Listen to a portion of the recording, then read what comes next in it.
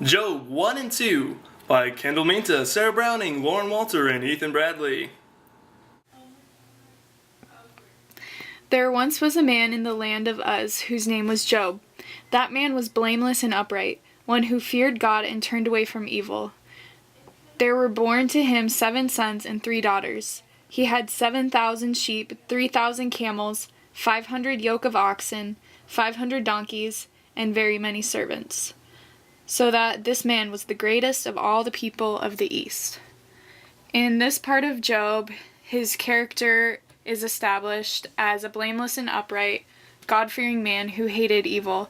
He was truly pious and devoted to God, carefully avoiding all sins against God or men. He had great wealth and livestock and servants, and he was the greatest man in all the East. His sons used to go and hold feasts in one another's houses in turn, and they would send and invite their 3 sisters to eat and drink with them. And when the feast days had run their course, Job would send and sanctify them, and he would rise early in the morning and offer burnt offerings according to the number of all of them. For Job said, "It may be that my children have sinned and cursed God in their hearts." This is what Job always did. Here we can see that Job's family was festive, loving, a community, and their fellowship was a regular event. We can see by Job's actions that he was a zealous man, rising up early in the morning to make burnt offerings and sacrifices for his children. He also urged his sons to examine their own consciences. Shoot. You're good. To repent of anything which had been amiss in their feasting. Perhaps they were neglecting to give God praise for the mercies which they enjoyed, and compose their minds for the employments of a more solemn nature. So the implications of this, coming before the next account, is that the piety and prosperity of Job is established before his afflictions, and this shows that neither of these will secure him from the troubles and the calamities of human life that are coming later on. Now there was a day when the sons of God came to present themselves before the Lord, and Satan also came among them. The Lord said to Satan, "From where do you come?" Then Satan answered the Lord and said, "From roaming about on the earth and walking around on it." The Lord said to Satan, "Have you considered my servant Job? For there is no one like him on earth, a blameless and upright man, fearing God and turning away from evil." Then Satan answered the Lord, Does Job fear God for nothing? Have you not made a hedge around him and his house and all that he has on every side? You have blessed the work of his hands, and his possessions have increased in the land. But put forth your hand now and touch all that he has. He will surely curse you to your face. Then the Lord said to Satan, Behold, all that he has is in your power. Only do not put forth your hand on him. So Satan departed from his presence. So there's a lot of interesting facts about this. The main first one that struck me was, when it said Satan was also in heaven among the council of sons of God. And I was like, what? Because, at this point in time and in Hebrew belief, Satan still had the ability to go to heaven, to travel back and forth from heaven and Sheol and earth.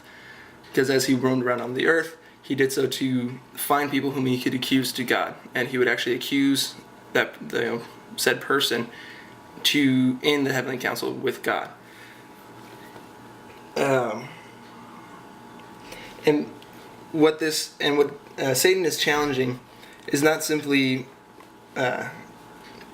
he's challenging God's kind of favor on Job, not because God has favor on Job, but because he's questioning the motives for Job's worship. Is Job worshiping and fearing God because God has been so good to him, or is he doing it because he legitimately loves and fears God? Satan is essentially claiming that God is bribing Job and bribing the righteousness from him. At which point, Satan says, "Okay, let me let me at him. And God and Satan essentially make a bet and say, and God says, okay, you can take away all of Job's stuff, but you can't harm him. And he does so knowing that Job is not going to actually curse God, because, I mean, it's God. He knows all things.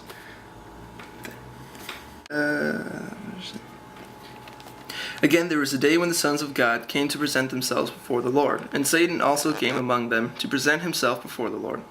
The Lord said to Satan, "Where have you come from?" Then Satan answered the Lord and said, "From roaming about on the earth and walking round on it." The Lord said to Satan, "Have you considered my servant Job? For there is no one like him on earth, a blameless and upright man, fearing God and turning away from evil. And he still holds fast his integrity, although you incited me against him to ruin him without cause." Satan answered the Lord and said, "Skin for skin. Yes, all that a man has he will give for his life. However, put forth your hand now and touch his bone and his flesh, he will curse you to your face." So the Lord said to Satan, "Behold, he is in your power, only spare his life." So again, we have the heavenly council. We have Satan traveling between earth and heaven. And moving on, Job has already passed the initial test. Everything, his family, his wealth was taken from him. And now Satan is saying, well, yeah, of course, a man will, or man or human really, will give away everything he has in order to protect his own life, to save his own life. He will sacrifice the lives of his family and his friends to save his own life. He will give away all of his wealth and prosperity to save his own life.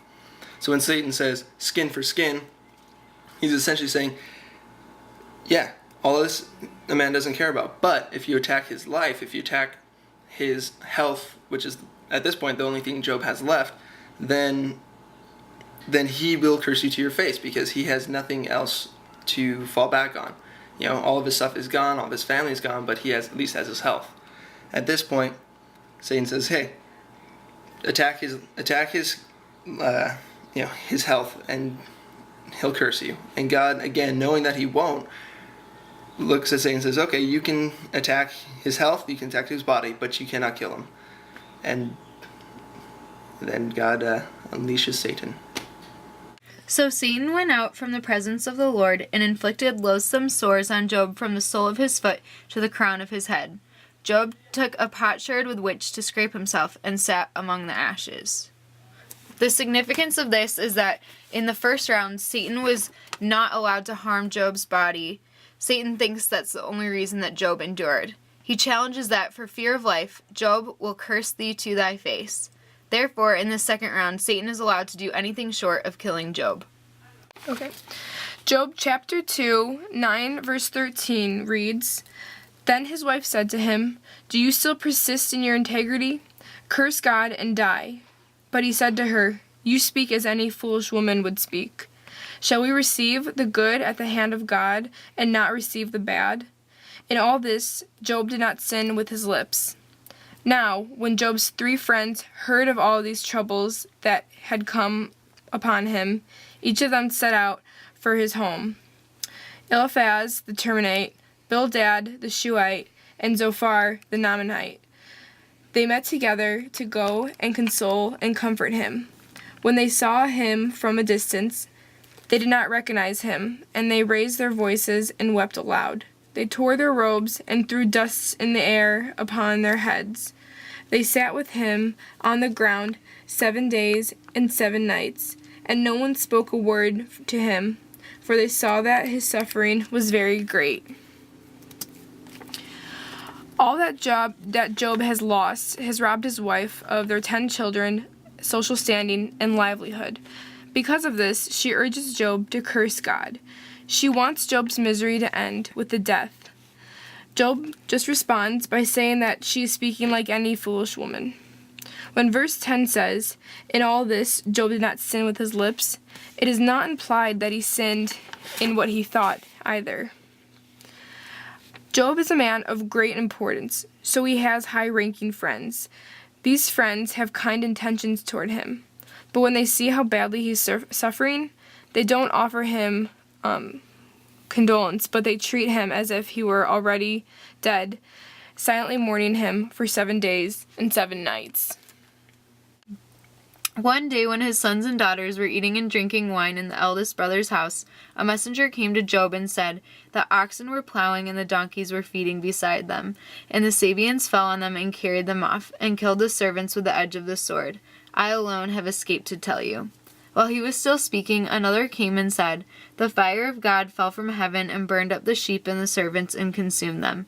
I alone have escaped to tell you." While he was still speaking, another came and said, "The Chaldeans formed 3 columns, made a raid on the camels and carried them off, and killed the servants with the edge of the sword. I alone have escaped to tell you."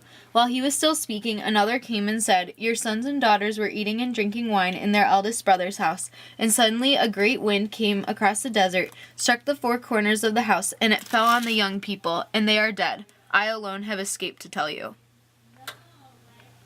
The significance of this is that Job's children were not ready for that day. They were behaving quite as they always behaved. They were not trusting God. They were not ready to meet God, but instead they were eating and drinking. We must always be ready to meet God, so we invite God into our lives, and God will teach us to live in a way that pleases Him. This section is significant because trial differs from chastisement, and that chastisement comes from God, while trial comes from Satan.